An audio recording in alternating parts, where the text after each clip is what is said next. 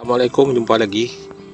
Video kali ni saya nak fokus pokok jambu madu rektai sekali lagi. Ini pokok akibat lambat panen, lambat petik.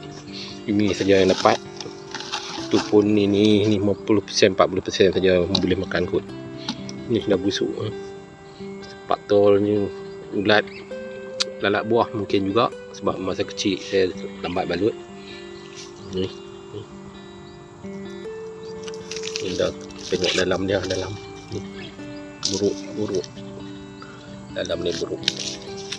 Lalat buah mungkin. Satu lagi faktor ranum sangat sebab lambat petik. Ya, habis ni saya bungkusannya.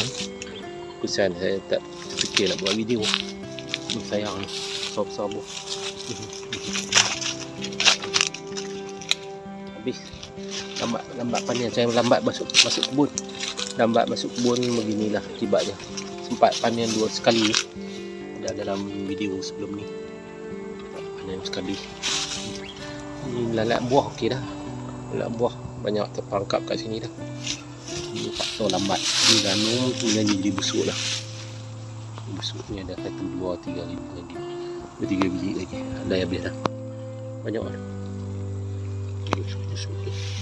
Lambat panen, buah besar. Ini baju buat atas sayang. Besar. Sayang buruk, busuk. Habis ni.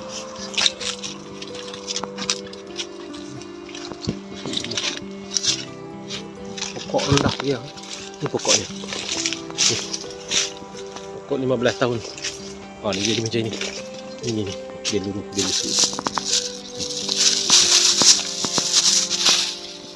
Nak buang ni. Tak boleh makan. Lebih ranum, lebih masak. Okay. Kalau macam ni boleh biar lagi. Belum masak betul lagi.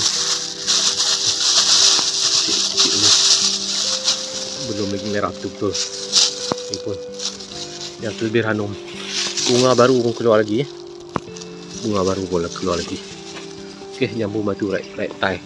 Tengah anting induknya saya pangkas.